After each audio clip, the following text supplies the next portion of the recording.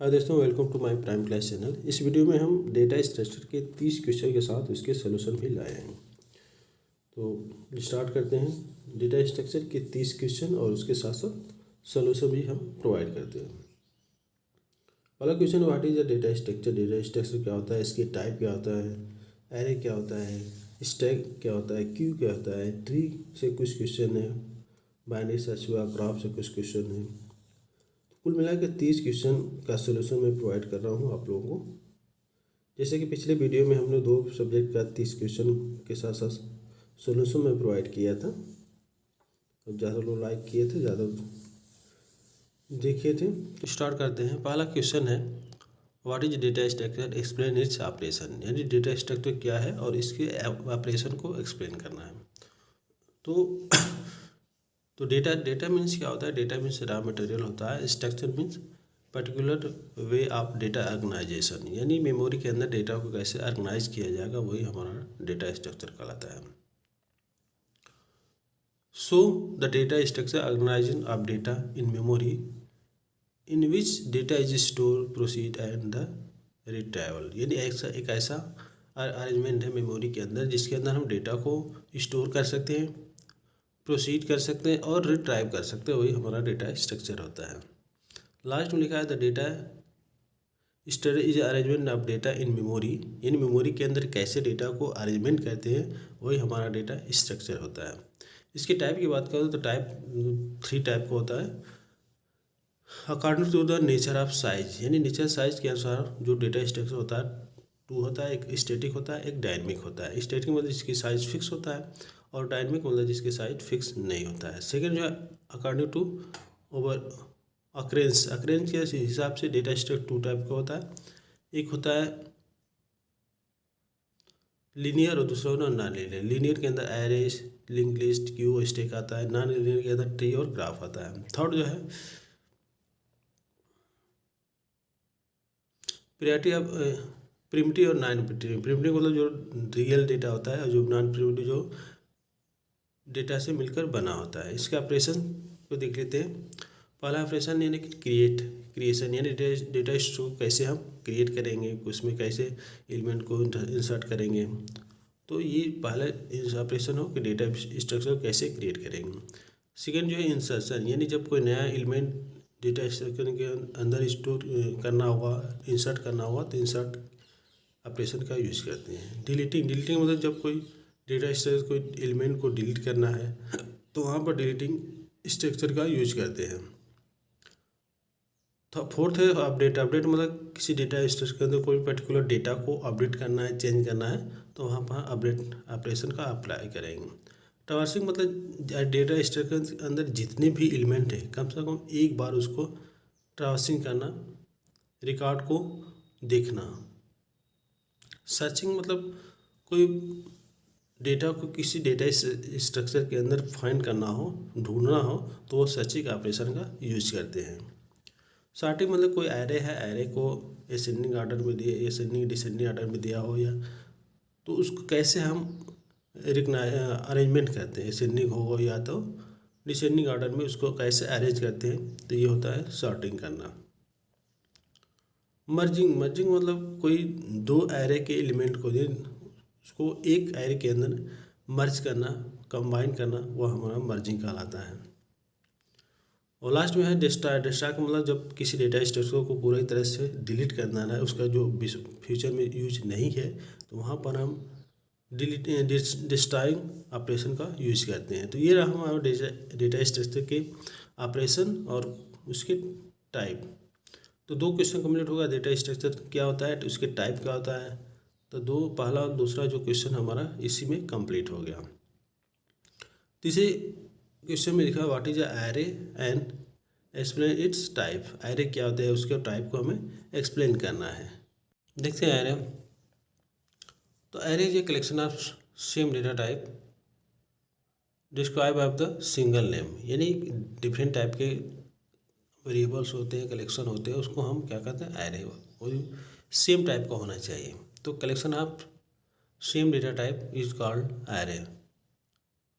Each element of the array is represented by the subscripted variable या value. जिसको बोलते हैं सबस्क्रिप्ट ऑफ इंडेक्स।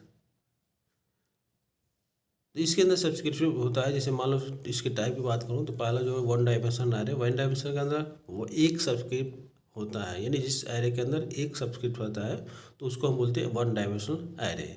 यदि टू सब्सक्रिप्ट है तो उसको टू डायमेंशन बोलेंगे, टू से अधिक है तो उसको मल्टी डायमेंशन बोलेंगे।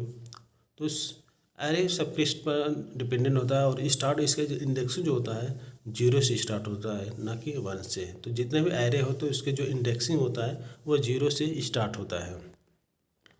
जिस एरे के अंदर वन सब्सक्रिप्ट होता है उसको वन डायमेंशन कहते हैं, जिसको अंदर टू होता है उसको टू डायमेंशन कहते हैं, और जिसका टू से अधिक होता है सब्सक्रिप्ट उसको बोलते हैं मल्टी डायमेंशनल एरे। तो तीन टाइप जो सी प्रोग्रामिंग के अंदर सपोर्ट करता है, डेटा स्ट्रक्चर के अंदर सपोर्ट करता है, one dimensional array, two dimensional array और मल्टी डायमेंशनल एरे।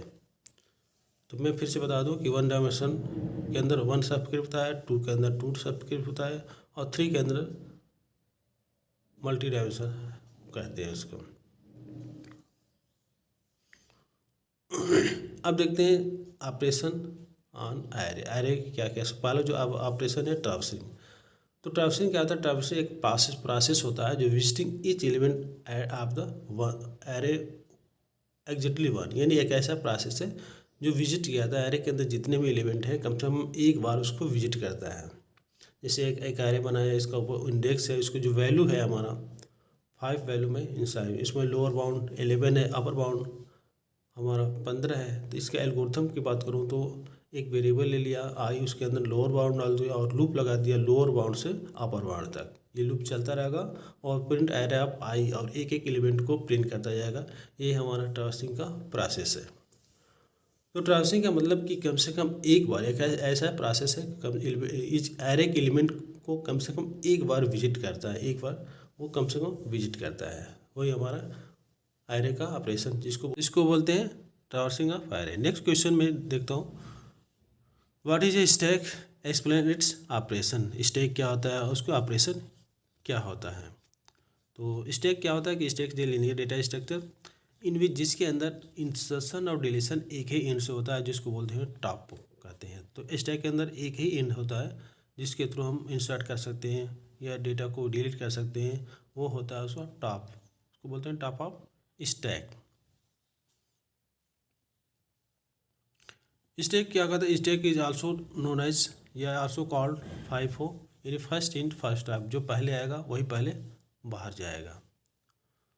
तो इस रूल पर, इस बेस पर भी काम करता है स्टैक। इसके कुछ रिलेटेड पॉइंट है, देखता हूँ कि it is a called stack. ये स्टैक कहते हैं क्योंकि it behave like a real world stack. जैसे मान लो पाइल्स ऑफ बुक का ढेर। और नेक्स्ट जो पॉइंट में लिखा है कि stack is abstract data type. Stack क्या होता है, एक data type, stack data type abstract data type होता है विथ प्री डिफाइंड कैपेसिटी, यानी इसकी साइज जो होती है प्री डिफाइन होता है। इसके पहले से ही जब भी हम स्टैक को डिफाइन करते हैं तो एरे पर एक्सप्लेनेशन होता है, तो इसका जो एरे जो की साइज होता है फिक्स होता है, उसी तरह से एरे से स्टैक का भी साइज फिक्स होता है। नेक्स्ट में क्या है कि it is a data structure that follow some order, यानी एक ऐसा डेटा स्ट्रक्चर है जो ऑर्डर को फॉलो करता है। जैसे मान लो लास्ट इन फर्स्ट ऑफ या फर्स्ट इन लास्ट ऑफ, जो पहले आएगा वो लास्ट में जाएगा। तो ये कुछ ऑर्डर को, रूल रेगुलेशन को फॉलो करता है। इसके कुछ ऑपरेशन के बारे में रिसर्च करता हूँ कि ऑपरेशन क्या आता है। तो पहला ऑपरेशन पुश करना, जब स्टैक के अंदर कोई न्यू एलिमेंट को इंसर्ट करना होगा, ऐड करना होगा, तो पुश ऑपरेशन का यूज करते हैं। नहीं जो है पॉप मतलब जब डेटा को डिलीट करना होगा स्टैक से, तो वहाँ पर उसको बोलते हैं पॉप ऑपरेशन। इस फंक्शन का यूज करते हैं जिससे हमारा क्या होता है, ऑपरेशन फॉलो होता है। तो एक और चीज़ मैं बता दूं कि जब भी डिलीट करना हो तो डिलीट करने से पहले ये चेक कर लेते हैं कि स्टैक के अंदर कोई इम्पटी तो नहीं है। जब तक इम्पटी रहेगा तो हम डेटा डिलीट कैसे करेंगे। जब हम इंसर्ट करते हैं तो वहाँ पर देखते हैं कि क्या स्टैक फुलफिल है कि नहीं। यदि फुलफिल है तो कोई डेटा इंसर्ट नहीं कर पाएंगे, तो उस कंडीशन को बोलते हैं ओवरफ्लो। और पॉप के अंदर जो कंडीशन होता है उसको बोलते हैं अंडरफ्लो। तो इम्पटी चेक करने के लिए इस इम्पटी फंक्शन का यूज़ करते हैं। और फुलफिल यानी स्टैक के अंदर हमारा डेटा फुलफिल है कि नहीं फुल है, तो उसके लिए इस फुल फंक्शन का यूज करते हैं। पिक मतलब ये बताता है कि हमारा जो पोजीशन है वो पीक पर है, इसके आगे अब कोई इवेंट इंसर्ट नहीं कर पाएंगे। कैपेसिटी चेंज करने के लिए बताता है, और चेंज की डेटा की इंडेक्सों को चेंज करना हो तो वो बताता है। पहला तो पुश ऑपरेशन के अंदर हम देखते हैं कि डेटा को जब डिलीट करना हो, इंसर्ट करना हो स्टैक के अंदर, तो पुश ऑपरेशन का यूज़ करते हैं। जब भी स्टैक के अंदर डेटा को इंसर्ट करते हैं तो उससे पहले हम चेक करते हैं कि स्टैक के अंदर फुलफिल तो नहीं है। यदि स्टैक के अंदर फुल है, डेटा फुल है, तो उस पर कोई नया एलिमेंट इंसर्ट नहीं कर पाएंगे। उस कंडीशन को बोलते हैं ओवरफ्लो कंडीशन। यदि ओवरफ्लो नहीं रहेगा तब जाके उसमें न्यू एलिमेंट को इंसर्ट कर पाएंगे। तो when initialize the stack you set the value of top, यानी जब कोई डेटा जो है स्टैक के अंदर नहीं रहता है तो जो पॉइंटिंग था, इंडेक्सिंग पॉइंट होता है, तो टॉप की जो वैल्यू होता है -1 होता है।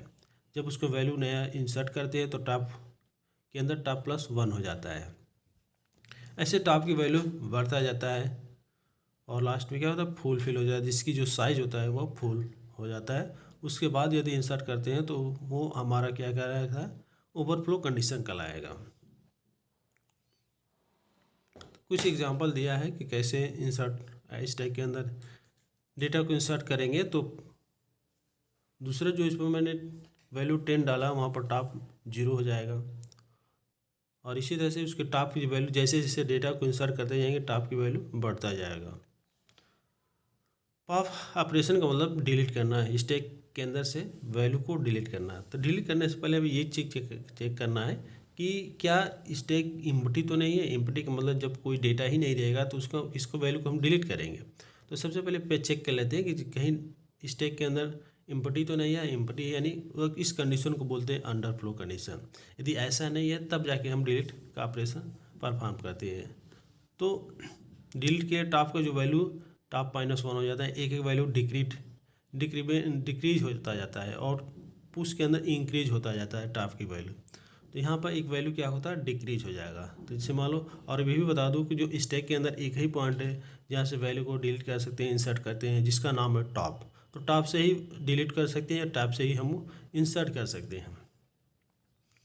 तो इस एग्जांपल दिया है, इसके अंदर जो इंडेक्सिंग जो 3 है, यानी 3 टॉप का वैल्यू जो 3 है, 3 नंबर पर 14 वैल्यू है, उसको डिलीट करना है। तो टॉप एक वैल्यू कम हो जाएगा, टॉप = 2 हो जाएगा। तो इसी तरह से धीरे धीरे करते करते टॉप जो है यदि -1 पर हो जाता है, इसका मतलब वो स्टैक क्या होता है, एम्प्टी हो जाता है।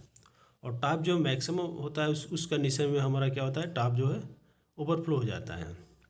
इसके कुछ एग्जांपल की एल्गोरिथम को मैं देख लेता हूँ। Right algorithm push and pop के लिए क्या होता है। पुश के लिए सबसे पहले चेक करते हैं पहले लाइन कि कहीं स्टैक हमारा फुलफिल तो नहीं है, ओवरफ्लो तो नहीं है। तो इसके लिए टॉप का वैल्यू यदि मैक्सिमम -1 आता है तो उस कंडीशन में स्टैक क्या होता है, ओवरफ्लो होता है।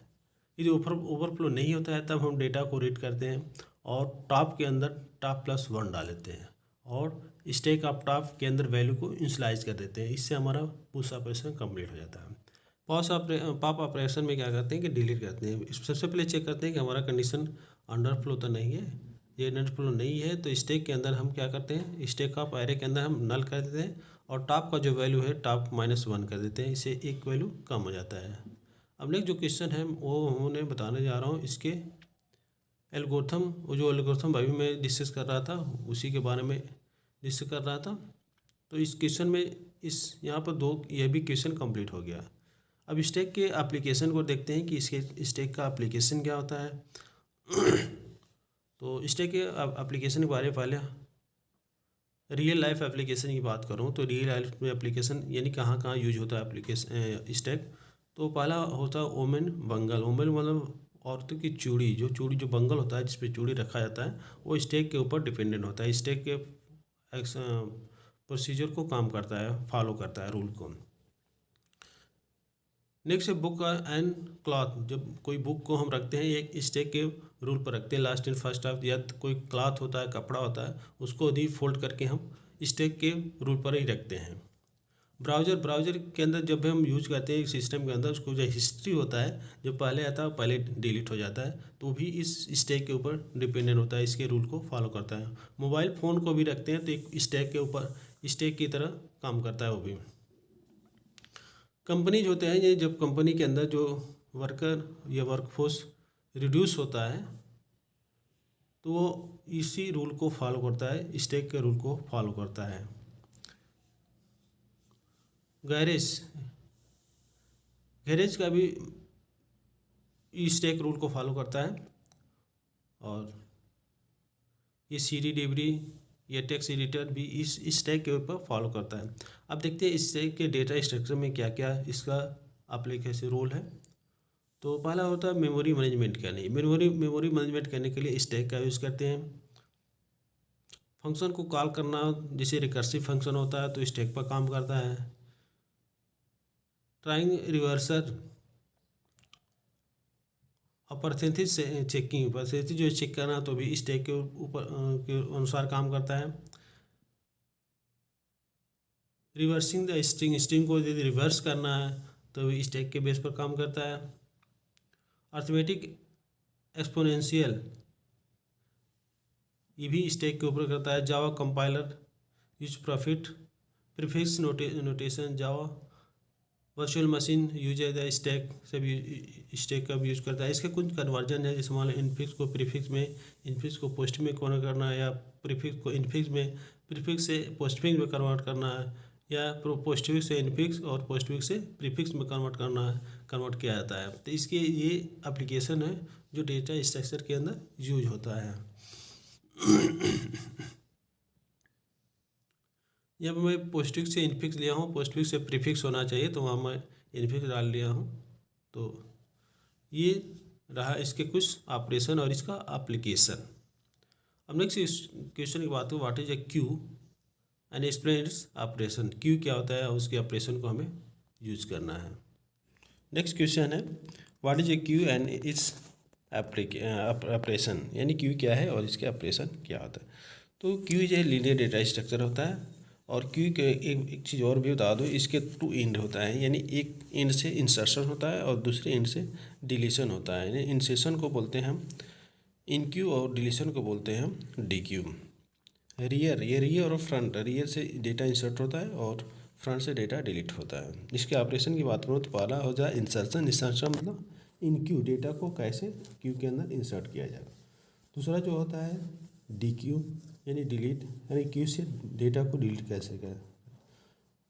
उसका पिक और फुलफिल और एम्प्टी, ये जो चेक करता है कि हमारा क्यू फुलफिल है कि नहीं, और एम्प्टी चेक करता है कि हमारा क्यू है एम्प्टी है कि नहीं। फिगर में जो दिया गया है फ्रंट और एंड, यानी फ्रंट से डेटा को डिलीट करते हैं और रियर से डेटा को इंसर्ट करते हैं। तो ये क्यू का एक एग्जाम्पल है। ये रिप्रेजेंट करता है कि क्यू के अंदर हम डेटा को कैसे इंसर्ट करते हैं और कैसे डेटा को डिलीट कर सकते हैं। अब इसके एप्लीकेशन की बात करो कि क्यू का एप्लीकेशन क्या है, यानी क्यू को यूज कहाँ कहाँ किया जाता है।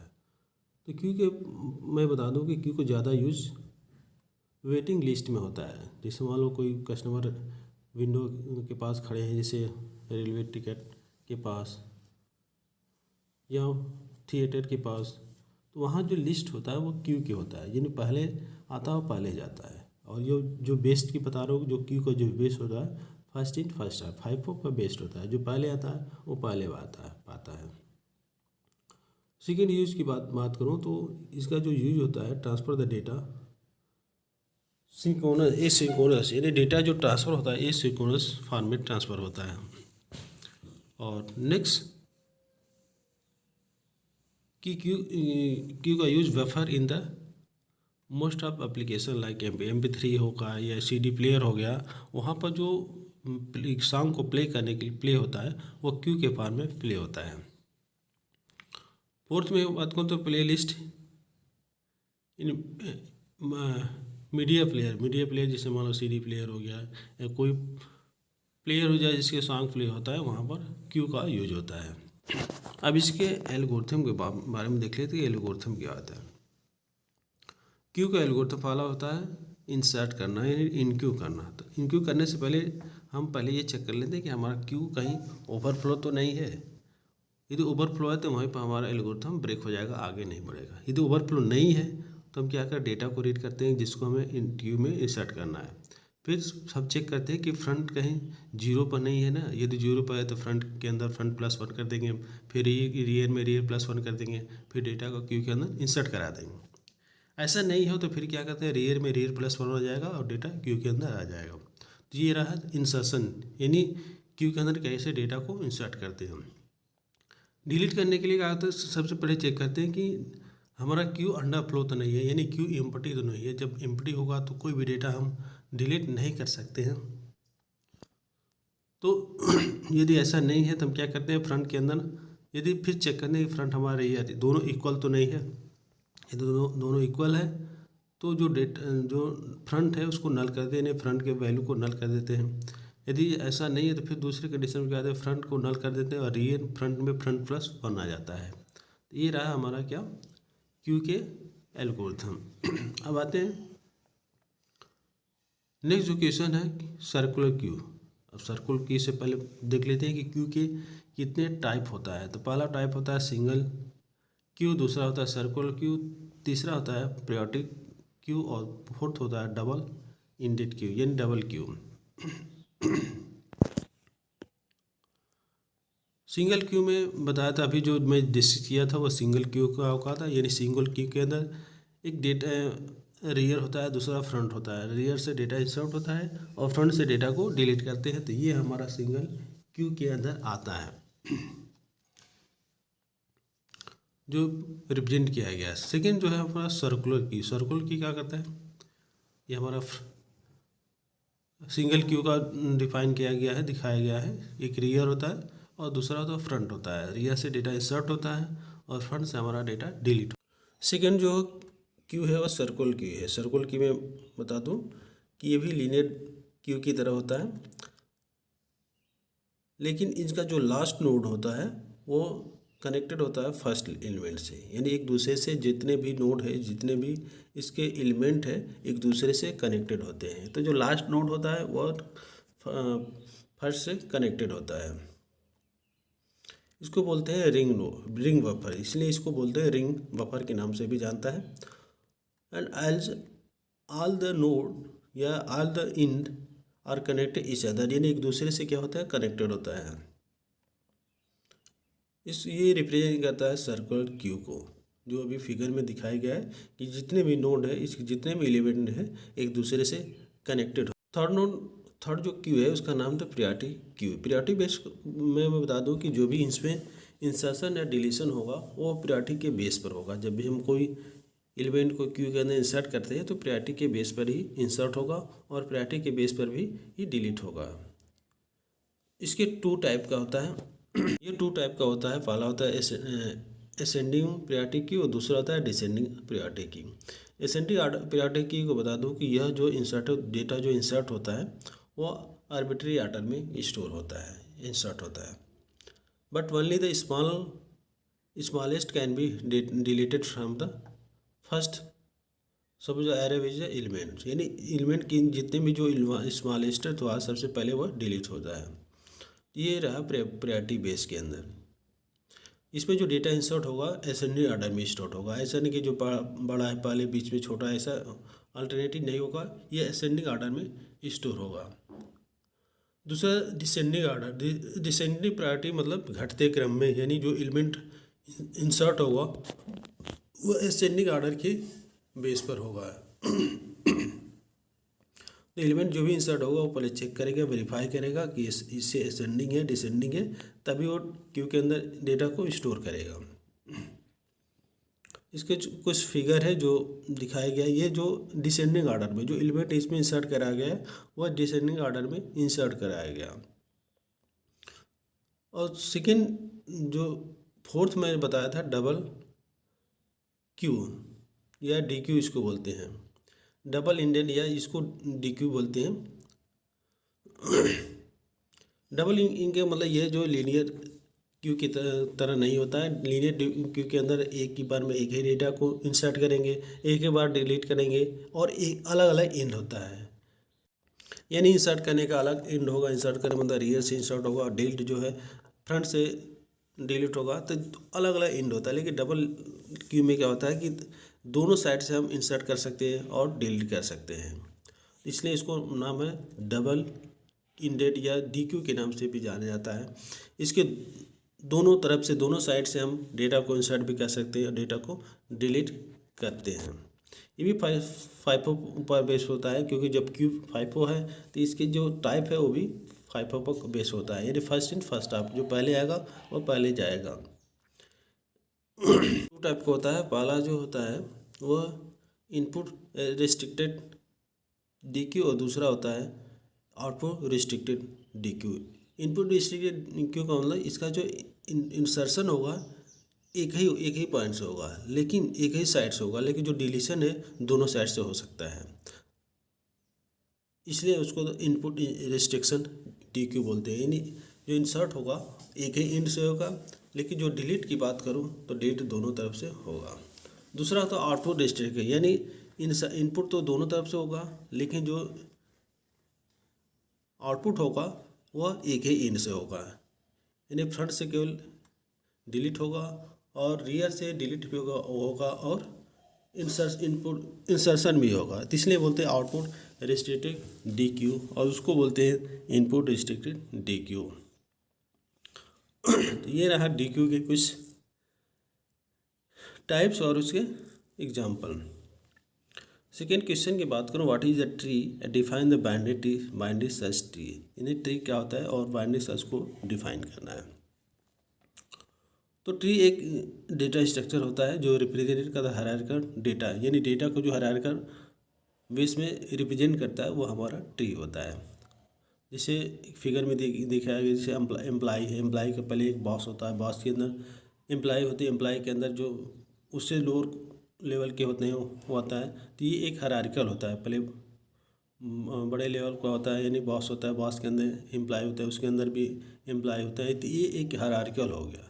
तो जो डेटा जो हायरार्किकल बेस पर रिप्रेजेंट होते हैं वो हमारा ट्री के अंदर आते हैं या ट्री कहलाते हैं। अब इसके सेकेंड 10 नंबर में क्वेश्चन में यह है कि रूट नोड क्या होता है, सब रूट क्या होता है। तो इसके एग्जांपल क्या होता है कि जब ट्री के अंदर रूट क्या होता है, चाइल्ड नोड क्या होता है, पेरेंट नोड क्या होता है। तो रूट का मतलब वह रूट जिसका कोई पेरेंट ना हो, यानी जिस नोड का कोई पेरेंट ना हो तो वो उसको बोलते हैं रूट नोड बोलते हैं। और सेकेंड जो बताता है कि चाइल्ड नोड का मतलब जिस नोड का कोई चाइल्ड ना हो वो चाइल्ड नोड कहलाता है। तो पहले ट्री में रूट होता है, रूट का मतलब इसका कोई पेरेंट ना हो तो हमारा रूट कहलाता है। चाइल्ड नोड का मतलब जिसका कोई चाइल्ड ना हो वो चाइल्ड नोड कहलाएगा। पेरेंट नोड, हाँ जिसका कोई चाइल्ड ना हो वह हमारा चाइल्ड नोड कहलाता है। पेरेंट नोड होता है if the node contain the also सब नोड, ऐसा नोड जो सब नोड में कन्वर्टेड हो, चेंज हो, यानी जिसका कोई चाइल्ड नोड हो तो उसको बोलते हैं पेरेंट नोड हो। सिबलिंग मतलब वैसा नोड जिसका पेरेंट सेम हो, यानी सेम पेरेंट के यदि कई नोड है तो दोनों आपस में सिबलिंग कहलाता है, सिबलिंग कहलाते हैं। नेक्स्ट जो है लीफ नोड का मतलब वह नोड जिसका कोई चाइल्ड नोड ना हो वो हमारा क्या कहता है, लीफ नोड कहलाता है। यानी जो पेड़ के लास्ट में जो लीफ होते पत्तियां होती हैं उसका कोई ब्रांचेज नहीं होता है, ना ही कोई उसका लीफ होता है, चाइल्ड होता है। तो ऐसा नोड जिसका कोई चाइल्ड नोड ना हो वो हमारा लीफ नोड कहलाता है। इंटरनल नोड और दूसरा होता है इंटरनल नोड का मतलब ऐसा नोड जिसका एटलीस्ट वन चाइल्ड हो, एटलीस्ट वन यानी जिसका एक ही चाइल्ड हो वो हमारा इंटरनल नोड कहलाता है। सेंट्रल नोड मतलब ऐसा नोड जो predecessor node on the path from the root के प्रीसेसर एरिया में हो तो उसको बोलते हैं एनसेसर नोड। और डिसेसर मतलब जिसका जो immediately successor of the given node, दिए हो नोड का सक्सेसर की तरफ होता है वो हमारा डिसेंडर नोड कहलाता है। तो ये ट्री के कुछ पॉइंट था जो ट्री में आता है, जो root, child node, parent, sibling, relief node. ये इसके नेक्स्ट जो क्वेश्चन है बाइनरी। बाइनरी क्या होता है और write operation in binary. Binary का ऑपरेशन क्या होता है? तो बाइनरी एक ट्री होता है। तो binary means node can have maximum 2 children. ऐसा ट्री जिसके पास मैक्सिमम 2 चाइल्ड हो वो हमारा बाइनरी कहलाता है। तो बाइनरी नेम मीन इटसेल्फ, यदि बाइनरी का मतलब 2 होता है, यानी यही कहने का मतलब कि बाइनरी के अंदर बाइनरी ऐसा होता है जिसके 2 चाइल्ड होते हैं, 2 से अधिक ना हो, ये तो 1 हो या तो 2 हो, तो 2 से अधिक चाइल्ड ना हो उसको बोलते हैं बाइनरी। इसकी प्रॉपर्टी क्या आता है? तो इच लेवल ऑफ आई है the maximum number of node. यदि इसके लेवल 1 है, अरे लेवल आई है, तो उसका जो नोड होता है मैक्सिमम नोड होगा 2 होगा, 2 से अधिक नोड नहीं होगा। सेकेंड पॉइंट में कहता है the height of the tree is defined as the longest path from the node to leaf node. यानी जो हाईएस्ट पाथ हुआ, हाइट क्या होता है? तो नोड से लेकर लीफ नोड के बीच जो पाथ होता है वही हमारा हाइट होता है, ट्री का हाइट होता है। The tree which show the above यानी हाइट इक्वल इज टू 3, यानी जो ट्री ऊपर दिखा, ट्री जो बना है उसका जो सपोज करो उसकी हाइट 3 है, तो maximum number of the node at the height 3, यानी 3 नंबर का हाइट है तो उसके कितने नोड हो गए? तो नोड हो जाए 15 हो गए, यानी 1 2 4 8 ऐसे रेशियो में चलता है। इन generally maximum number of the node possible the height of the height, यदि हाइट इसमें दिया है तो उसको मैक्सिमम नोड कितना होगा? तो 2 पावर एच प्लस 1 माइनस 1, ये मैक्सिमम नोड होगा। नेक्स्ट जगह the minimum node of the possible height. यदि नोड मिनिमम हो तो उसका जो हाइट होगा एच प्लस 1 हाइट हो जाएगा। अब लिखा है if the number of the node minimum maximum the height of the node tree will be maximum, यानी उसका जो नोड मिनिमम होगा तो उसका हाइट मैक्सिमम होगा। इसी के अपोजिट यदि नोड मैक्सिमम होगा तो उसका हाइट मिनिमम होगा। यदि हाइट ज़्यादा होगा तो नोड कम होगा, नोड ज़्यादा होगा तो हाइट कम होगा। इसका कुछ एग्जाम्पल दिया है, सपोज कोई n equal to 2 power H plus 1 minus 1 और 1 को इधर कर देंगे n प्लस 1 हो जाएगा equal to 2 power H plus 1। दोनों तरफ यदि मैं लॉग लेता हूँ तो log 2 n plus 1 equal to log 2 base 2 power H plus 1, ये इसका हाइट हो जाए। अब इसके ऑपरेशन को देख लो तो पहला जो ऑपरेशन होता है वो इंसर्शन, यानी इस ट्री के अंदर कैसे डेटा को हम इंसर्ट करेंगे। तो पहला इंसर्ट होगा, इंसर्ट मतलब बाइनरी ट्री के अंदर जो डेटा होगा वो 2 अदर नोड्स के अंदर, यानी 8 after the leaf node in the binary tree. ये रूट्स के बाद लीफ नोड में इंसर्ट करता है। इंटरनल नोड का मतलब पहले तो एक नोड होगा, सपोज करो ये जो है नोड रूट है, रूट के बाद जो इंसर्ट होगा वो या तो लेफ्ट होगा या तो राइट होगा। तो बी यदि इंसर्ट करना है तो इसको लेफ्ट कर देंगे और सी जो है इसके राइट में इंसर्ट करें। इंसर्शन ऑफ जो नोड जो होता है वो जो रूट होता है रूट के लेफ्ट और राइट होगा।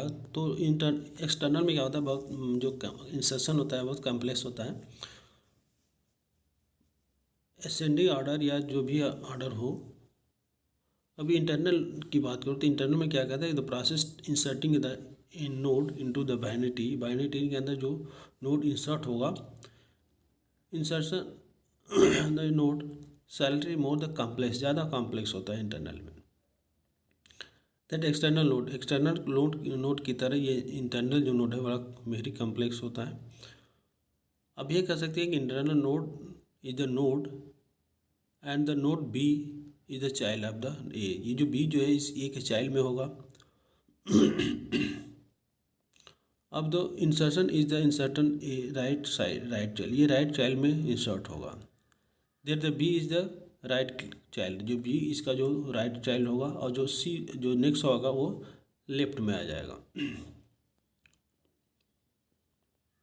इस तरह से यदि हम डिलीट करें तो deletion is the present where the node is remove from the tree only the certain node in the arbitrary binary tree. अब जैसे ए है, ए के बाद यदि इस स्ट्रीम में हमें कोई नोट को डिलीट करना है, सपोज करो ए को दिए हमें डिलीट करना है, जैसा कि नोट दिया है डी के लेफ्ट राइट में ए है, ए के राइट में बी है और डी के लेफ्ट में सी है। यदि मान लो यदि हम ए को डिलीट करते हैं तो अब डी के लेफ्ट में बी आ जाएगा और राइट में सी आ जाएगा। अब देखते हैं BST क्या होता है। BST बाइनरी सर्च ट्री और इसके ऑपरेशन क्या होता है। तो BST में एक ट्री होता है। तो binary search is follow the some order arrangement of the element. Binary search में क्या होता है कि ये कुछ रूल को फॉलो करता है जो डेटा को अरेंजमेंट करने के एलिमेंट को अरेंजमेंट करने के लिए कुछ ऑर्डर फॉलो करता है। जैसे बाइनरी ट्री की मैं बात करूँ कि जो नोड होता है, जो पेरेंट नोड होता है, जो स्मॉलेस्ट लीव होता है वो अपने पेरेंट से छोटा होता है। तो value of the left node must be smaller than the parent node. Parent node से जो स्मॉलर होगा वो लीव में आ जाएगा, स्मॉलेस्ट होगा वो लीव में आएगा। जो पेरेंट नोड जो स्मॉलेस्ट नहीं, लीव नोड से स्मॉलेस्ट नहीं होगा, लीव नोड से बड़ा ही रहेगा। And the value of the right side, यदि राइट साइड में जो नोड होता है वो पेरेंट से ग्रेटर होगा, बड़ा होगा, और जो लेफ्ट साइड में जो लेफ्ट नोड होगा वो पेरेंट से कम होगा। इसके कुछ बेसिक रूल होता है जो ये जब भी डेटा को अरेंजमेंट किया जाता है तो वो रूल ऑर्डर को फॉलो करना पड़ता है। इसी के बाद सर्च करने में आसानी होता है। तो बाइनरी ट्री में बताया था कि कुछ रूल और रेगुलेशन को फॉलो करता है कि जो लेफ्ट नोड होगा वो अपने पेरेंट से छोटा होगा, राइट नोड होगा तो पेरेंट से बड़ा होगा। तो इसी बेसिक रूल को देखते हुए हम ये बाइनरी सर्च में डिस्कस किया गया है। अब इसकी एडवांटेज क्या है। एडवांटेज क्या होता है कि इससे क्या होता है कि सर्चिंग करने में हम किसी भी एलिमेंट को आसानी से हम सर्च कर सकते हैं, उसके पोजीशन को फाइंड कर सकते हैं। तो लिखा searching the element in the binary search tree always have the hint which is sub tree derived element. तो पहला जो इसका पॉइंट है, compare the array and link list insert करना, डिलीट करना ऑपरेशन इसके BST के अंदर होता है। अभी एग्जांपल के थ्रू हम बताते हैं कि जो कुछ एलिमेंट लिया गया है उसको हम क्या करते हैं, अरेंजमेंट करते हैं बाइनरी सर्च ट्री के थ्रू। जैसे एलिमेंट का नाम बता दो, 45 है, 15 है, 79 है, 19 है, 10 है, 55 है, 12 है, 20 और 50। इसको हम क्या करते हैं, बाइनरी सर्च में अरेंज करना है। तो सबसे पहले हम क्या करते हैं, एक वैल्यू लेते हैं, इंसर्ट करते हैं 55 को हम रूट नोड बना देते हैं। और फिर क्या करते हैं कि हम नेक्स्ट एलिमेंट लेते हैं, नेक्स्ट एलिमेंट 12 को चेक करते हैं जो हमारा पेरेंट नोड है 55 से उससे छोटा है कि बड़ा है। तो 15 जो है 45 से छोटा है, इसलिए जो रूट है उसके लेफ्ट में जाएगा। यानी 55 जो जहाँ अरेंजमेंट करेंगे वो रूट अपने रूट से क्या हो जाएगा, लेफ्ट साइड में आएगा। क्योंकि इस BST का ये रूल होता है, जो स्मॉलेस्ट वैल्यू होता है वो अपने पेरेंट से लेफ्ट में रहता है। तो यहाँ पे इसको हमने लेफ्ट में डाल दिया। फिर दूसरे एलिमेंट को देखते हैं कि दूसरा एलिमेंट क्या है। तो दूसरा एलिमेंट हमारा क्या है, 79 है। 79 जो रूट से ज़्यादा है, तो रूट से ज़्यादा है यानी उसको वो राइट साइड में जाएगा।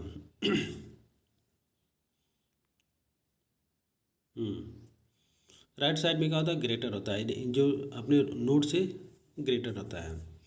और लेफ्ट साइड में जो है अपने नोड से लेस स्मॉलेस्ट होता है।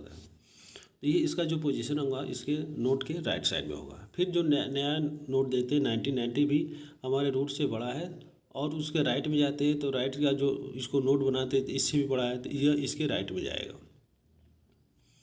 तो यह अरेंजमेंट होता है डेटा का, एलिमेंट का इन द बाइनरी सर्च में। फिर जब वैल्यू देते हैं 10 जो 45 से छोटा है तो इसके लेफ्ट में जाएगा, लेफ्ट में जाता है तो वहाँ 15 है, 15 से छोटा है तो फिर वो लेफ्ट में आएगा। अब नेक्स्ट जो एलिमेंट है 55 को पहले 45 से चेक करेंगे, 45 से वो ज़्यादा है तो राइट में जाएगा। राइट में पहले से एलिमेंट है 79 से भी चेक करेगा, उससे बड़ा है तो फिर राइट में जाएगा, नहीं तो लेफ्ट में जाएगा। तो ये 79 से छोटा है तो इसके लेफ्ट में आ जाएगा। नेक्स्ट एलिमेंट देते हैं 12 है। 12 जो है पहले चेक करेंगे 45 से छोटा है तो लेफ्ट में जाएगा, फिर वहाँ 15 है, 15 से चेक करेगा, 10 है, 10 से चेक करेगा, 10 से बड़ा है तो उसके राइट में चला जाएगा। अब 20 को देखते हैं, 20 भी 45 से छोटा है तो 15 में जाएगा, 15 से चेक करें, 55 से बड़ा है तो ये राइट में इंसर्ट हो जाएगा। 9 पॉइंट में देखते हैं, 50 है, 50 को भी 45 से चेक करेंगे, 45 से बड़ा है तो इधर आएगा। और फिर 79 को चेक करेंगे, 79 से छोटा है तो फिर इसके नीचे आएगा। अब 55 है, 55 से भी छोटा है तो उसके लेफ्ट में जाएगा। तो इस तरह से हम बाइनरी सर्च में जो डेटा होता है, एलिमेंट होता है,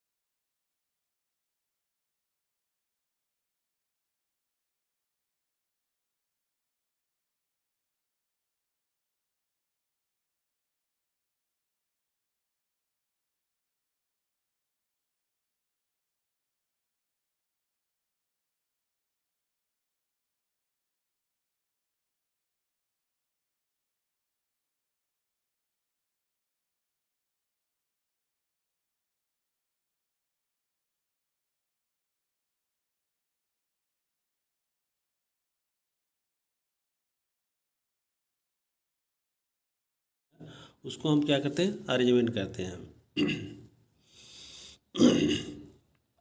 अब नेक्स्ट क्वेश्चन क्या है, तो right the application of tree. Tree के क्या एप्लीकेशन है, तो ट्री के एप्लीकेशन को देख लेते हैं।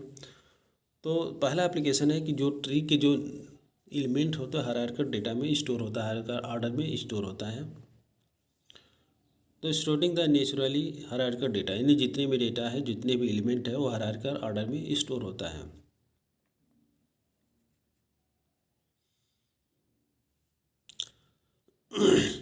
स्ट्रक्चर हायरार्किकल ऑर्डर में स्ट्रक्चर में स्टोर होता है। नेक्स्ट जो पॉइंट है, ऑर्गेनाइज डेटा। डेटा को कैसे ऑर्गेनाइज किया जाता है ट्री के अंदर। ट्री के कहते हैं it is the organize the data for efficiency insertion and, इसमें इंसर्शन होगा, डिलीशन होगा, सर्चिंग होगा। एग्जाम्पल की बात करो, बाइनरी। बाइनरी ट्री में कुछ रूल रेगुलेशन को, ऑर्डर को फॉलो करता है,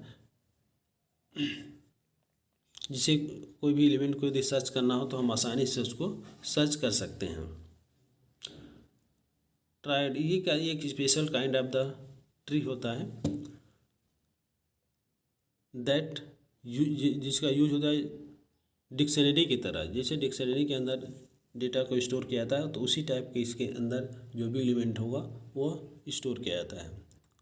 हिप भी एक डेटा स्ट्रक्चर होता है जो यूज करता है एरे को, ट्री को यूज करने के लिए यूज किया जाता है। यूजिंग द एरे का यूज करके इसमें डेटा को इंसर्ट किया जाता है, डिलीट किया जाता है, या इसको ये प्रायोरिटी बेस भी होता है। ये इम्प्लीमेंट द प्रायोरिटी क्यू के बेस पर ये काम करता है। नेक्स्ट है बी ट्री और बी प्लस ट्री। ये दोनों क्या होता है, ये ट्री होता है, डेटा स्ट्रक्चर का ट्री होता है, जो यूज होता है implement the inserting and database. Indexing और डेटाबेस को इम्प्लीमेंट करने के लिए यूज होता है। Use the implementing the indexing और डेटाबेस को यूज करने के लिए ये क्या होता है, यूज किया जाता है। और नेक्स्ट की बात हो राउटिंग।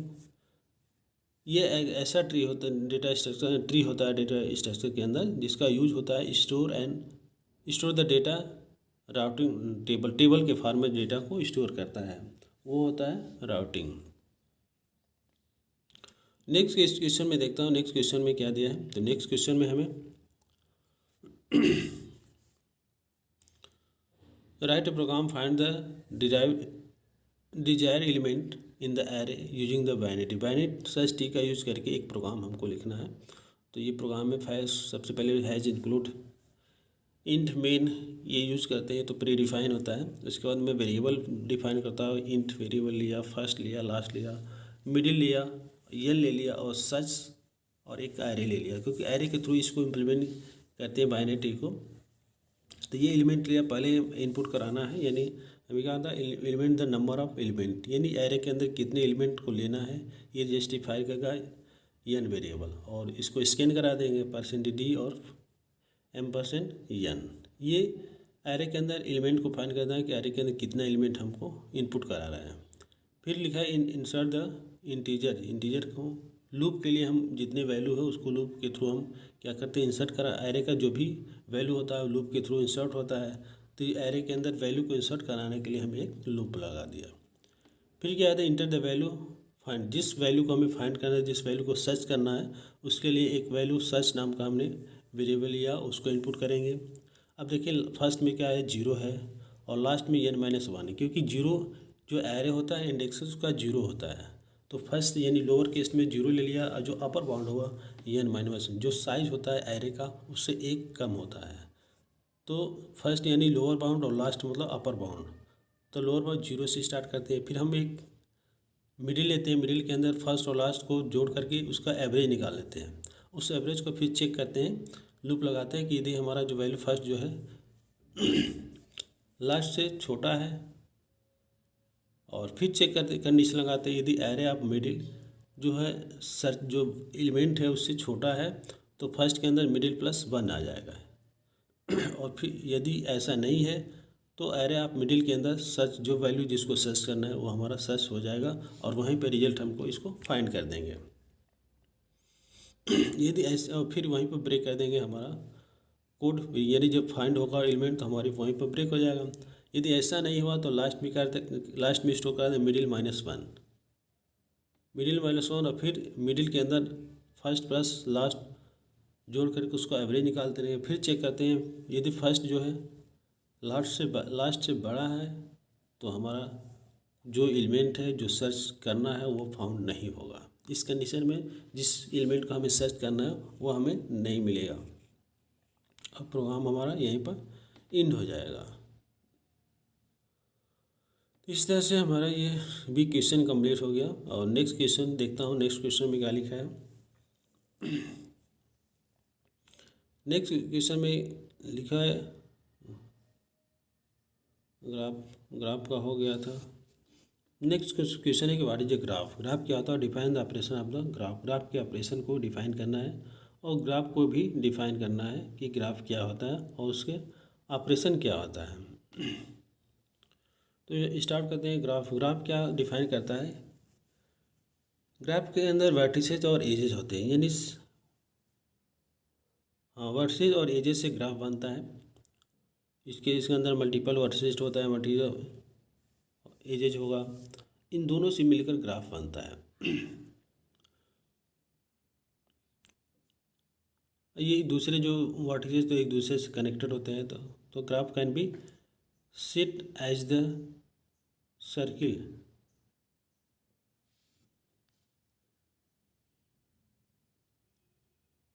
यदि इसकी डिफिनेशन की बात करूँ तो ये एक ऐसा ग्राफ, ये ग्राफ जी, सपोज करो एक जी नाम का ग्राफ है, वो can be define as the order, यानी वर्टिसेज और edges represent the vertices and edges.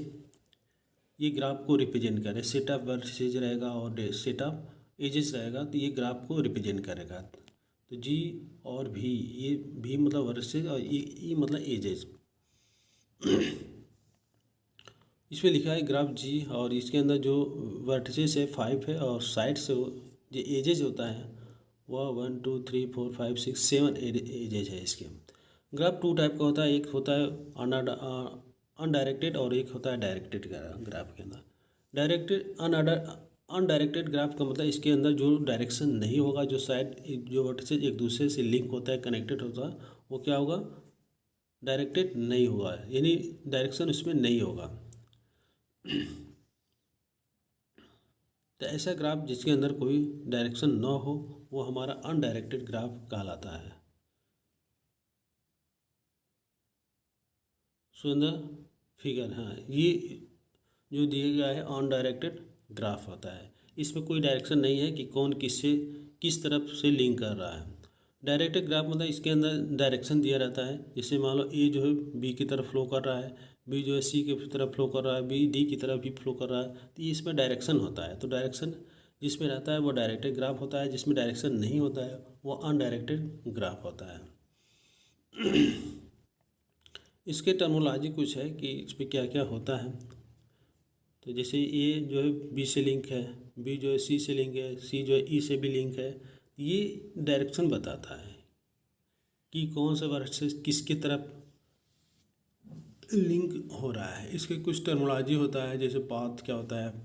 तो पाथ जहाँ से कोई वर्टिसेस लेते हैं वहाँ से स्टार्ट करते हैं, तो path can be defined as the separate of the select nodes, यानी नोड्स को डिफाइन करता है किस कौन कौन से नोड को कनेक्टेड सीक्वेंस बताता है। तो जहाँ जो लंबा पाथ होगा, जो लंबा कनेक्टेड होता है वो हमारा पाथ हो जाता है। एक होता है connected path. A path A called the close path है। क्लोज पाथ का मतलब ऐसा पाथ जो एक ऐसा पाथ जो को क्लोज पाथ कहते हैं, जो इंस्लाइज the node use the internal node, यानी एक दूसरे से कनेक्टेड होता है जिसके अंदर कोई भी वर्टिसेस डायरेक्शन अलग ना हो। सिंपल पाथ का मतलब, और उसके बाद साइकिल पाथ एक कनेक्टेड पाथ होता है। कनेक्टेड पाथ में डायरेक्शन होगा। और कंप्लीट ग्राफ एक होता है। वेटेज ग्राफ, डाई ग्राफ और लूप होता है, adjacent node, degree of node, ये इसकी टर्मिनोलॉजी है। अब कनेक्टेड ग्राफ मतलब एक दूसरे से जो नोड कनेक्टेड होते हैं वो कनेक्टेड ग्राफ के अंदर आते हैं। Complete graph in which the every node is connected with the all other node, यानी जो भी ऐसा नोड जो एक दूसरे से कनेक्टेड होते हैं वो कनेक्टेड ग्राफ आते हैं। वेटेज ग्राफ के अंदर क्या होता है, इस edges is assign with the some data, यानी जो एजेज होता है जो उस कुछ डेटा से क्या होता है असाइन होता है, उसका जो वैल्यू होता है फाइंड किया जाता है वह हमारा क्या होता है वेटेज, यानी उसका जो वैल्यू फाइंड किया जाता है, वैल्यू दिया जाता है वो हमारा वेटेज हो गया।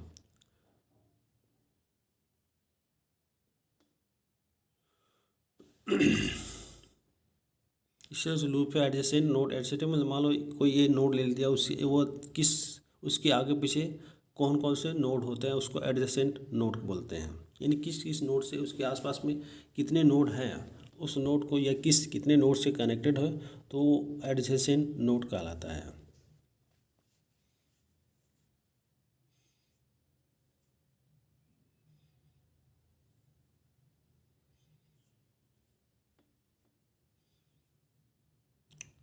डिग्री ऑफ नोड क्या बताता है, number of degree that are connected with the node, कितने नोड जो है ये एक दूसरे से कनेक्टेड है वो हमारा डिग्री ऑफ नोड कहलाता है। नेक्स्ट जो क्वेश्चन है, what is the DFS traversing operation, DFS operation क्या होता है। डीएफएस ऑपरेशन मतलब DFS start with the initial node, एक नोड को ले लेते हैं ग्राफ का और वहाँ से स्टार्ट करते हैं, उसको डिफ में सर्च करते हैं जब तक कि हमको फाइनल नोड पहुँच ना जाए। इसके कुछ स्टेप है जिसके थ्रू हम इसको एल्गोरिथम को समझ सकते हैं। तो इसको एल्गोरिथम को ये सेम जो है बीएफएस के होता है और इम्प्लीमेंट करना है डीएफएस एल्गोरिथम को। तो फर्स्ट पॉइंट में देखते हैं, इसके स्टेप के बारे में देखते हैं, इस एल्गोरिथम के स्टेप के बारे में हम देख लेते हैं क्या क्या का। तो फर्स्ट नोड में हम क्या करते हैं कि क्रिएट करते हैं स्टार्टिंग, एक नोड को हम स्टार्टिंग पॉइंट पर लेते हैं और जितने भी वर्टिसेज है उसको हम क्या करते हैं चेक करते जाएंगे। तो पहला हम नोड को लेते हैं और चूज करेंगे वर्टिसेज, कोई भी वर्टिसेज को ग्राफ के किसी भी वर्टिसेज को ले लेते हैं।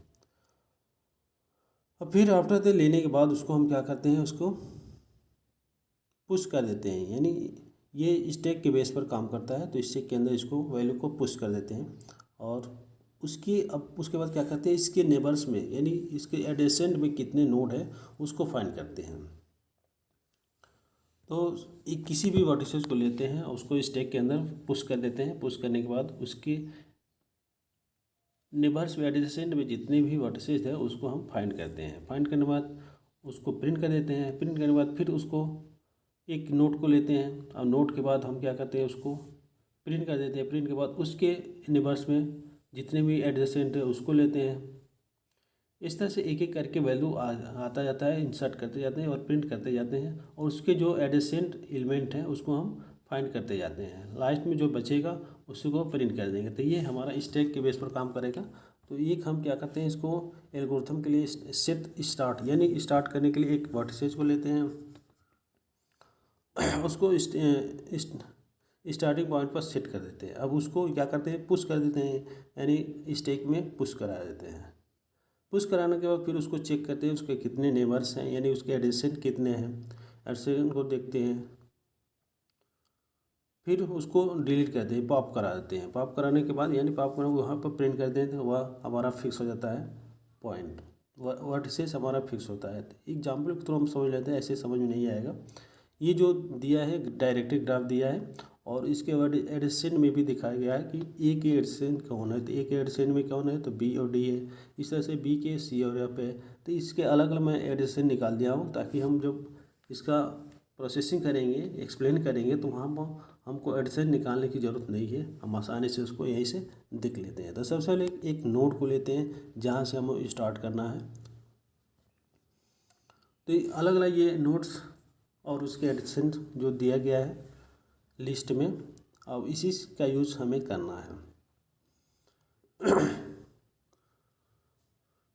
पहले स्टेप में हमें फाइंड करना है, ये पुश करना है यस को, यानी यस हमको वर्टिसेस से स्टार्ट करना है, डी फर्स्ट सर्च और यहाँ पर जो पॉइंट मैं लिया हूँ वर्टिसेस लिया हूँ वो हमारा एच है। वच ले लिया, फिर उसको क्या करते हैं स्टैक के अंदर पुश कर देते हैं और उसके बाद उसको प्रिंट कर देंगे, एच को प्रिंट कर देते हैं। फर्स्ट स्टेप में एच लेते हैं और स्टैक को एच को स्टैक में डाल देते हैं और उसको प्रिंट कर देते हैं। फिर हम दूसरी जो स्टेप है उसके अंदर इसको जो एच है स्टैक में डाल दिया उसको वहाँ से डिलीट कर दिया, वो हट जाता है, यानी एच का फिक्स जो स्थान हो गया।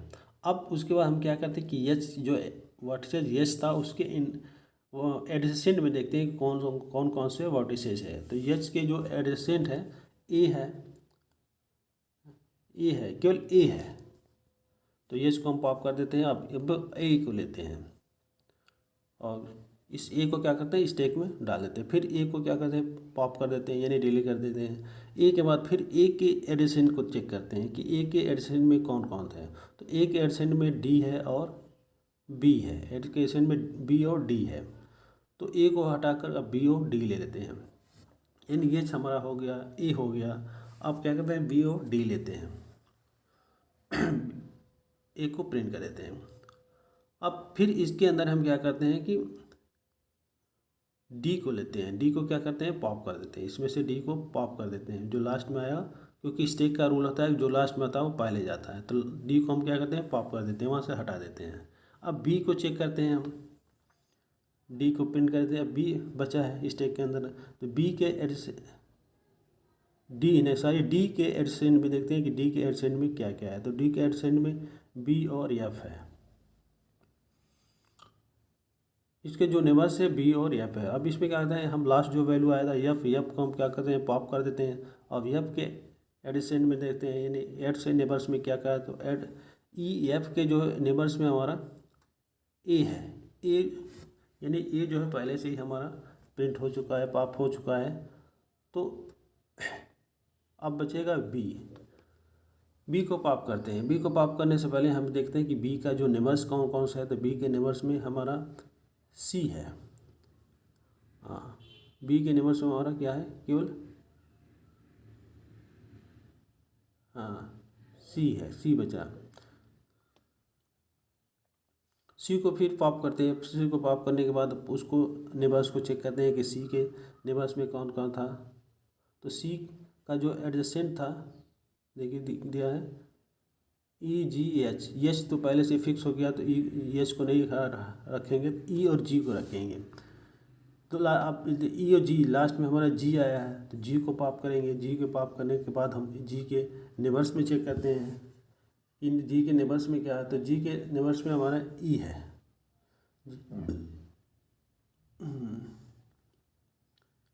जी के नेबर से ई और एच से, एच पहले से ही पॉप हो गया है, बचा ई। अब ई को फिर से पॉप करते हैं, पॉप करने के बाद ई के नेबर्स में चेक करते हैं कि ई के नेबर्स में क्या क्या है। तो ई के नेबर्स में हमारा हाँ ई में ए है, ए जो पहले से प्रिंट हो चुका है, इनके नेबर्स में कोई नहीं है, यानी यहीं पर हमारा जो सर्चिंग समाप्त हो जाएगा। यहीं पर हमारा जो डीएफएस जो सर्च किए थे वो हमारा एल्गोरिथम पूरा हो जाएगा।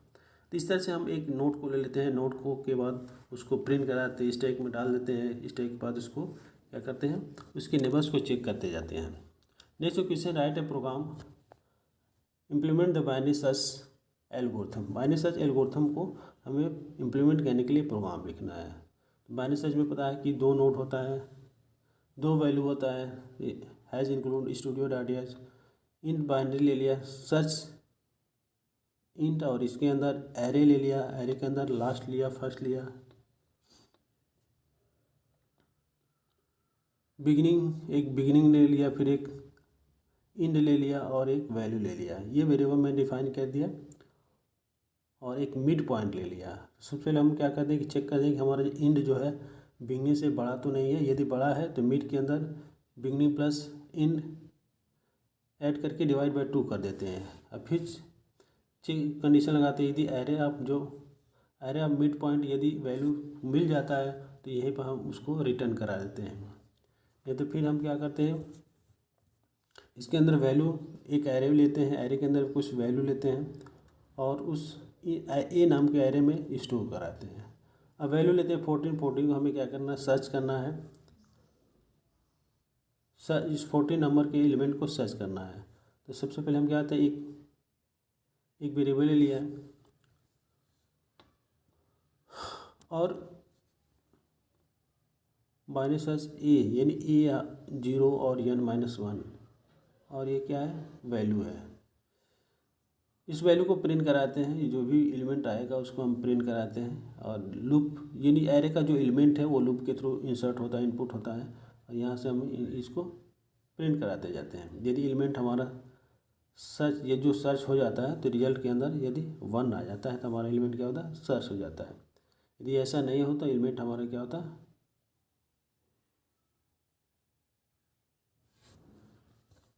नेक्स्ट जो क्वेश्चन है, नेक्स्ट जो है डिफाइन राइट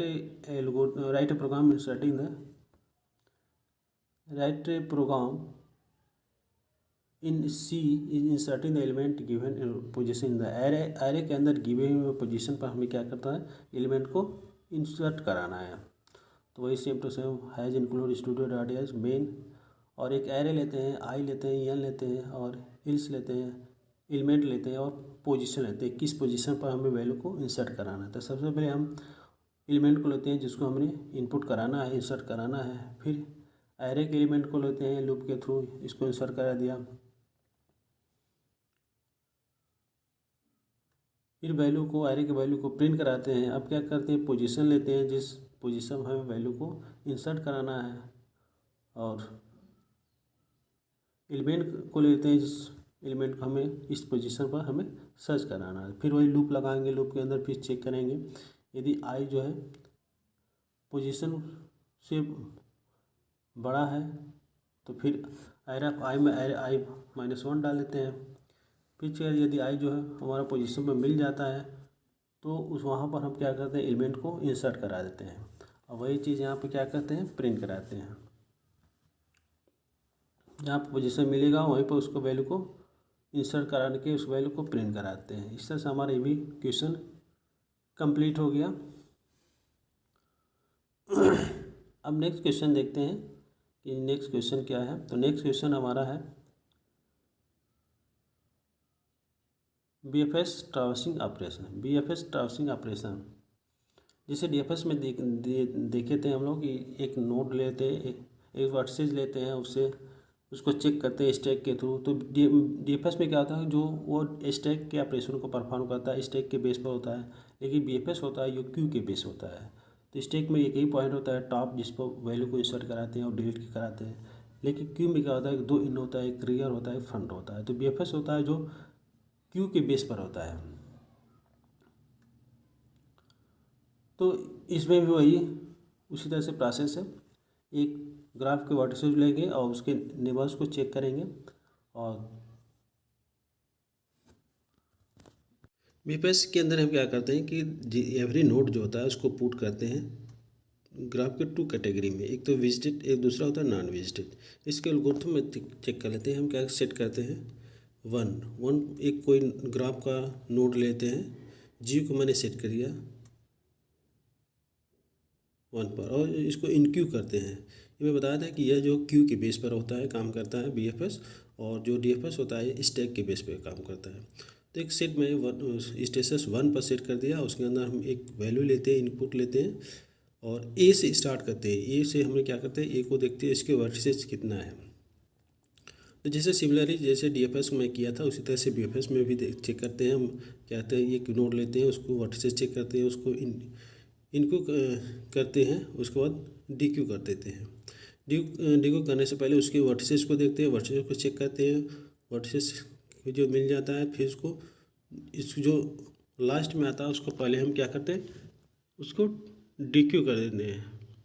जो पहले आता है उसको हम DQ कर देते हैं। तो ये जितने भी ग्राफ है उसके सिमिलर वर्टिसेस लिखा गया है, उसके एडिशन लिखा गया है। जैसे ए है, ए के B और D है, B है, B का C है और E है, F है। ऐसे ही जितने भी ग्राफ वर्टिसेस थे उसका हमने एडजेसेंट लिस्ट बना दिया। अब स्टार्ट करते हैं कि कैसे इसका इम्प्लीमेंटेशन होगा BFS का। तो ये दो इसके अंदर मैंने दो क्यू ले लिया, एक Q1 एक Q2 ले लिया। तो इसके एल्गोरिथम स्टार्ट करें। पहले मैंने क्या किया कि एक फर्स्ट पॉइंट पर मैंने एक वर्टिस को लेता हूँ, एक Q करता है, Q के अंदर मैं A लेता हूँ और Q2 को मैं नल कर देता हूँ, यानी Q1 के अंदर मैंने A इंक्लूड कर दिया और Q2 को मैंने नल कर दिया अभी। ठीक, सेकेंड स्टेप में हमने क्या किया कि now the delete the node A from the Q1 से हम A को मैंने डिलीट कर दिया। डिलीट अब Q इंटू द Q, यानी Q1 को डिलीट करके Q2 में डाल दिया। आप A के नेबर्स को देखते हैं कि A का नेबर्स क्या आता है, तो A का B और D है, तो B और D को हम Q1 में डाल देते हैं और A को हम Q2 में डाल देते हैं।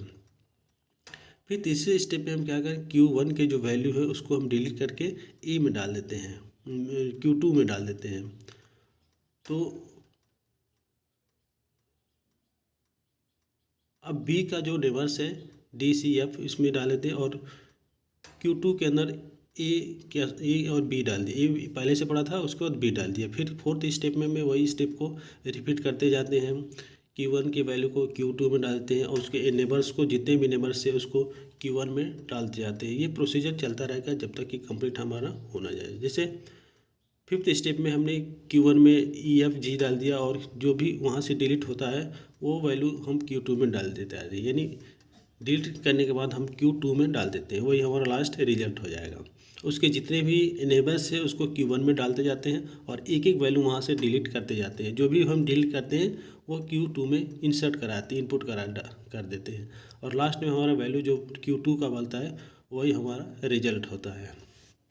तो इसका प्रोसीजर यही होता है कि एक नोड को लेते हैं, इसके अंदर दो Q को इंसर्ट कराते हैं। नेक्स्ट क्वेश्चन है सॉर्टिंग टेक्निक और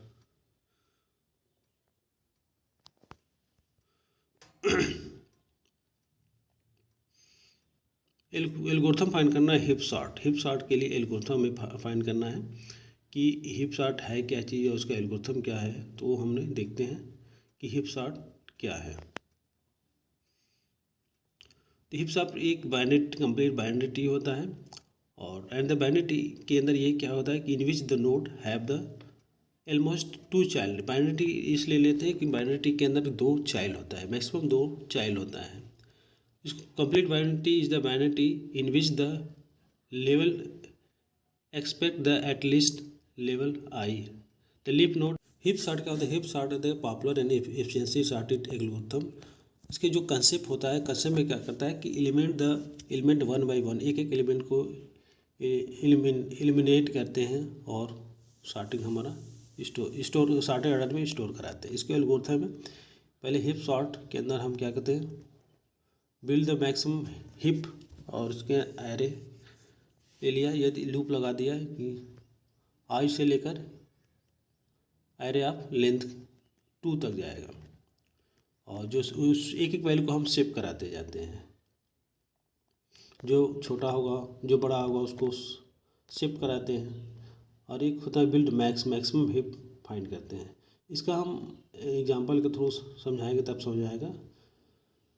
ये मैक्सिमम हिप को फाइंड करने के लिए एल्गोरिथम है। ये इसमें एक लेफ़्ट ले लिया, राइट ले लिया और लार्जेस्ट में लेफ़्ट डाल दिया और यदि लार्जेस्ट होगा तो एल होगा, लेफ़्ट हो जाएगा, नहीं तो आई डाल दिया और फिर राइट लेते हैं। राइट यदि लार्जेस्ट राइट होगा, नहीं तो आई आ जाएगा, स्टोर हो जाएगा। अब इसके वर्किंग देखते थे तब समझ में आएगा। एक हिप का एग्जांपल ले लेते हैं, इस एग्जांपल के थ्रू पूरे क्लियर समझ में आ जाएगा। ये एरे ले लिया, एरे के अंदर कुछ एलिमेंट है और उसको हम हिप के थ्रू सॉर्टेड ऑर्डर में करते हैं। सबसे पहले जो फर्स्ट एलिमेंट है उसको नोट बनाते हैं और इसके लेफ्ट में हम नोट डालते हैं, फिर राइट में नोट डालते हैं। इसी तरह से हम वैल्यू को इंसर्ट करते जाते हैं। अब 9 है, 9 एक ही वजह से नोट होगा, फिर लेफ्ट फुलफिल होगा, लेफ्ट के बाद फिर राइट फुलफिल होगा। इस तरह से हम क्या करते हैं, अब उसके बाद हिपिफाई करते हैं। हिपिफाई का मतलब जो नोड होगा वो वैल्यू जो उसका लार्ज होगा और उसके जो स्मॉलेस्ट एलिमेंट होगा वो लेफ्ट में जाएगा और जो मैक्सिमम होगा वो राइट में जाएगा। तो इसको मैं हेपिफाई कर दिया, 89 को मैं रूट बना दिया, उसके कम है उसको 81 उसको लेफ्ट में कर दिया, और जो उससे ज़्यादा है 76 उसको राइट में कर दिया।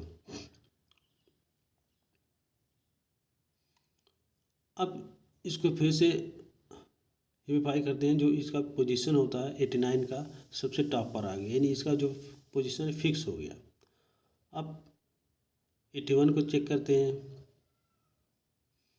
81 का पोजीशन फिक्स हो गया। अब इसके अंदर जो बचा है एलिमेंट 11 रूट होगा, रूट के अंदर 81 होगा, 76 हो गया, राइट में हो गया। अब इसको हेपिफाई करने के लिए हम जाके 81 को टॉप पर लेते हैं, यानी रूट बनाते हैं उसको। 81 को रूट बनाएंगे तो ये 22 इसके जो लेफ्ट में सबसे लार्ज है, लार्ज को रूट नोड बना देंगे, और इसके राइट साइड में 76 से ज़्यादा बड़ा कोई एलिमेंट नहीं है, इसको वहीं पर रखते हैं। अब यहाँ देखते हैं कि हम जो एलिमेंट है 89 इसको फिक्स हो गया है, ये 11 से क्या है बड़ा है, तो ये बाइनरी में होता है कि जो पेरेंट होगा वो उसके लेफ्ट में स्मॉलेस्ट होगा, तो ये हमारा ये फिक्स हो गया 89 जो फिक्स हो गया। अब जो वैल्यू है 81, 22 और 67 ये वैल्यू ले, फिर यहाँ से मैंने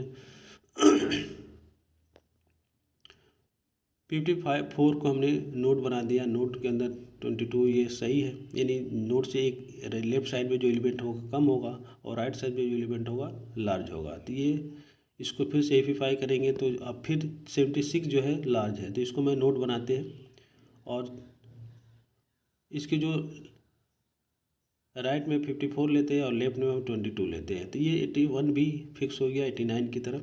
अब जो बचा है एलिमेंट उसको मैं चेक करते हैं।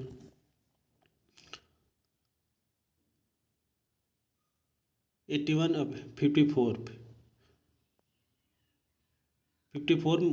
को यदि मैं रूट बना दिया, ये वैल्यू को इंटरचेंज कर दिया, क्योंकि 54 जो है 81 से कम है, तो इसको मैं वहाँ एक्सचेंज कर दिया। अब फिर से 9 को लेते हैं, 9 हमारा क्या है रूट बना दिया 22, 54 और 11 30। इसके हम फिर चेक करते हैं, जो 54 जो है ज़्यादा है, इसको मैंने क्या कहते हैं रूट बना दिया है। अब फिर अब देखते हैं कि 9 के स्थान पर क्या है, इंटरचेंज करते हैं वैल्यू 76 को इंटरचेंज कर देंगे, तो यहाँ से हमारा जो वैल्यू आ जाएगा। हाँ, अब बचा जो वैल्यू है 14, 22, 9 और 11, इसको हिपिफाई के इसमें सबसे बड़ा 22 है, 22 को रूट नोट बना दिया है। अब इससे नीचे जाएगा 40 आ जाएगा, 40 से कम 11 है, 11 और राइट साइड में 9 है, तो यहाँ से वैल्यू फिर हम 54 को इंटरचेंज कर देते हैं। इंटरचेंज करने के बाद हमारा जो एलिमेंट आएगा यहाँ से 54 और 40 का वैल्यू को चेंज कर देते हैं, 40 फिर रूट में आ जाता है।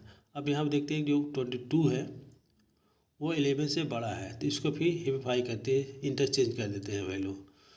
अब लास्ट में हमारा बचेगा 40 और 9 जो है 40 से छोटा है, बड़ा है, छोटा है, इसलिए यहाँ इसके वैल्यू को इंटरचेंज कर देते हैं। अब 11 9 बचेगा, तो 11 जो 9 से बड़ा है तो 9 का स्थान पर 11 कर देते हैं और 11 का स्थान पर 9 करते हैं। इस तरह से हमारा क्या हो जाएगा, इंटरचेंज होगा, सॉर्टेड ऑर्डर में हमारा कंप्लीट एलिमेंट हो जाएगा। नेक्स्ट जो है सिलेक्शन सॉर्ट। सिलेक्शन सॉर्ट भी क्या करते हैं, इसमें वैल्यू को कंपेयर करते हैं, और ये भी एक सॉर्टिंग टेक्निक है जिसके थ्रू हम एरे के एलिमेंट को सॉर्टिंग कर सकते हैं। तो ये जितनी भी प्रोसेस चल रहा है वो एरे के एलिमेंट को सॉर्ट करने के लिए तरीका बनाया गया था। इसके अंदर हम क्या करते हैं कि दो वैल्यू को लेते हैं और उसके बीच कंपेयर करते हैं। सिलेक्शन सॉर्ट में हम क्या करते हैं कि एरे के एलिमेंट देखते हैं और उसको मिनिमम वैल्यू को फाइंड करते हैं कि इनमें से कौन से मिनिमम वैल्यू है। उस वैल्यू को फाइंड करने के बाद उसको लेफ़्ट राइट साइड में देखते हैं कौन सॉर्टेड है कौन अनसॉर्टेड है। तो जो सॉर्टेड है उसको कुछ नहीं करते, अनसॉर्टेड वाले की तरफ जाते हैं। तो इसके कुछ एल्गोरिथम है, एल्गोरिथम अभी समझ में नहीं आएगा, जब आप इसके एग्जांपल देखेंगे तब समझ में आएगा। ये एरे के कुछ एलिमेंट है जिसमें सबसे पहले हम मिनिमम वैल्यू को फाइंड करते हैं। मिनिमम वैल्यू इसमें 8 है अब 8 को कंपेयर करेंगे 12 से। 8 के बाद जो है वैल्यू है उसको नहीं, तो उसके लेफ्ट साइड में आते हैं, उसको 12 से कंपेयर करेंगे। 12 हमारा क्या है, 8 से छोटा है, 12 हमारा 8 से बड़ा है, तो इसलिए यहाँ पर इस वैल्यू को क्या करते हैं, इंटरचेंज कर देते हैं। 12 चेक करेगा 29 से, 29 हमारा ये सॉर्टेड ऑर्डर में है।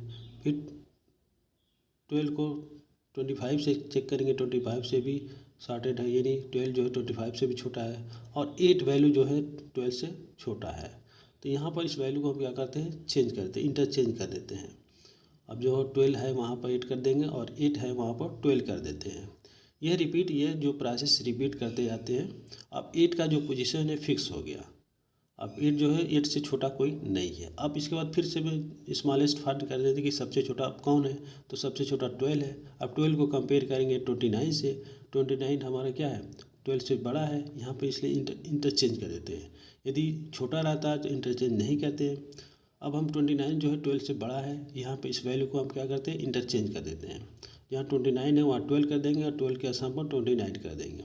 इस तरह से 8 और 12 का वैल्यू हमें फिक्स हो जाएगा। फिर अब स्मॉलेस्ट वैल्यू को देखते हैं, स्मॉलेस्ट वैल्यू 70 है, 70 को चेक करेंगे 25 से, 25 हमारा बड़ा है, फिर इस वैल्यू को इंटरचेंज कर देते हैं। 25 के बाद 70, 75 की जगह 22 कर देते हैं। फिर अब इसके अंदर वैल्यू चेक करेंगे, इस स्मॉलेस्ट जो वैल्यू है क्या है, 25 पे। 25 को 29 से चेक करेंगे। अभी ये वैल्यू को ये प्रोसेस कंटिन्यू करते जाते हैं। जहाँ पर जो यदि छोटा होगा तो कोई दिक्कत नहीं है, जहाँ बड़ा होगा वहीं पर इंटरचेंज कर देते हैं। अब 25 को 27 से इंटरचेंज कर दिया। इसके बाद हमारा 8, 12 और 70 का वैल्यू फिक्स हो गया। अब इसमें जो सबसे पहले मिनिमम वैल्यू देखते हैं, तो मिनिमम वैल्यू 25 है। 25 को 29 से कंपेयर करेंगे, 29 जो 25 से बड़ा है, तो इस वैल्यू को यहाँ पर इंटरचेंज कर देते हैं। इंटरचेंज करने के बाद फिर जो नेक्स्ट प्रोसेस में हम क्या करते हैं, 29 सबसे छोटा है, उसको 32 से कंपेयर करते हैं, 32 बड़ा है। अब फिर ये वैल्यू को इंटरचेंज कर देते हैं। फिर अब चेक करते हैं कि 32 के बाद क्या है, तो 40 है, यानी जो वैल्यू है वह सॉर्टेड ऑर्डर में है। अब नेक्स्ट जो एल्गोरिथम की बात करूँ, तो नेक्स्ट जो एल्गोरिथम है हमारा बबल सॉर्ट के अंदर भी दो वेरिएबलों को कंपेयर किया जाता है।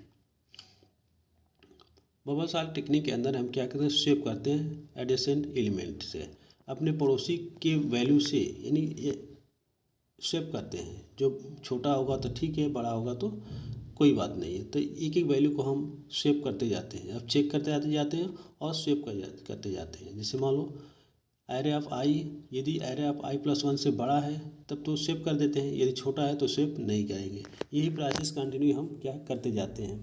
तो बबल सॉर्ट में अपने जो पड़ोसी होता है, एडिसेंट होता है, उसी से कंपेयर करते हैं। इनमें जो छोटा है तो कोई दिक्कत नहीं है, स्वेप नहीं होगा, यदि बड़ा है तो स्वेप हो जाएगा। तो यही प्रोसेस हम कंटिन्यू करते जाते हैं। सपोज करो यहाँ पर एक छोटा सा एरे ले लिया और उसके एलिमेंट ले लिया, तो सबसे पहले 30 को 32 से कंपेयर करते हैं। 30 जो 32 से छोटा है, इसलिए यहाँ पर कोई चेंज नहीं होगा।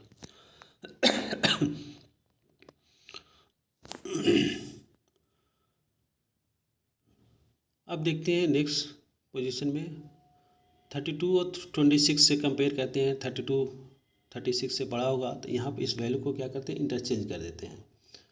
अब इंटरचेंज करने के बाद हमारा जो रिजल्ट आएगा 30, 26, 32, 35 और 10 आएगा।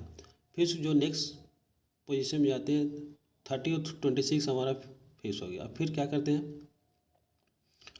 32 को 35 से कंपेयर करते हैं। 35 जो 32 से बड़ा है, यहाँ पर कोई इंटरचेंज नहीं होगा।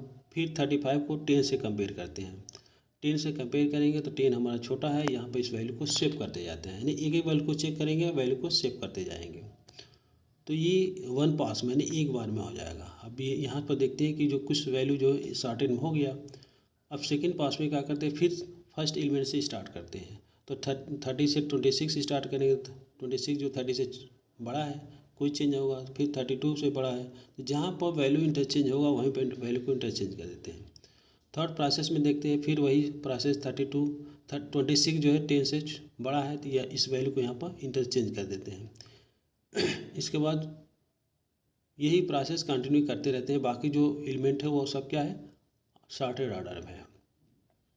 लास्ट पास में क्या करते हैं कि फिर स्टार्ट करते हैं 30 और 10, तो 30 जो 10 से बड़ा है और वहाँ पे इस वैल्यू को सेव करते हैं, यानी एक एक वैल्यू को अपने एडजेसेंट से स्विपिंग कंपेयर करते जाते हैं और उसको इंटरचेंज कर देते हैं। नेक्स्ट जो हमारा जो सॉर्टिंग है, इंसर्शन सॉर्ट। इंसर्शन सॉर्ट में क्या करते हैं कि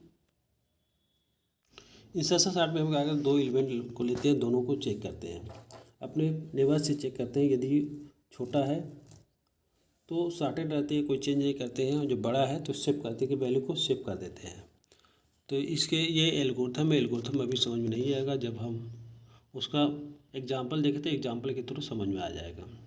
तो सबसे पहले एक वैल्यू को लेते हैं, उसके नेबर से चेक करते हैं, फिर वो सॉर्टेड है तो कोई ठीक नहीं, यदि बड़ा है तो सेव करते जाते हैं, फिर वही उसी वैल्यू से नेक्स्ट करते जाते हैं। जैसे मान लो एग्जांपल में दिया गया है, वैल्यू दिया गया है वहाँ 12 और 31 को लिखते हैं। 12 हमारा 31 से छोटा है तो ये हमारा सॉर्टेड है, इसके अंदर कोई चेंज नहीं करना है। अब फिर क्या करते हैं, 31 को 25 से कंपेयर करते हैं। 25 और 31 बड़ा है 25 से, यहाँ पर इस वैल्यू को इंटरचेंज कर देते हैं। अब ये जो 31 जो है हमारा 25 से बड़ा है, तो यहाँ पर इस वैल्यू को क्या करते हैं, इंटरचेंज कर देते हैं। ये प्रोसेस कंटिन्यू करते हैं। अब फिर 31 को 8 से चेक करेंगे। 8 हमारा 31 से छोटा है, फिर यहाँ पर इस वैल्यू को हम चेंज कर देते हैं। यहाँ पर 31 जो है 8 से बड़ा है, यहाँ पर इस वैल्यू को हम क्या करते हैं, इंटरचेंज कर देते हैं। फिर 31 को 32 से कंपेयर करेंगे तो ये हमारा सॉर्टेड है। फिर 32 को 70 से कंपेयर करेंगे, हाँ ये हमारा सही है।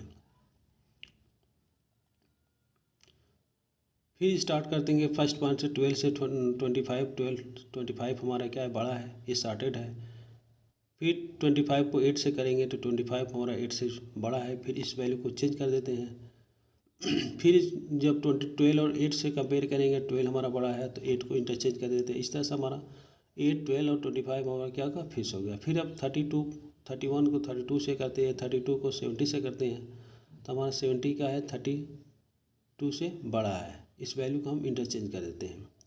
फिर ये 25 को 70 से कंपेयर करेंगे, 25 हमारा बड़ा है 70 से, वहाँ पर वैल्यू चेंज कर देता है।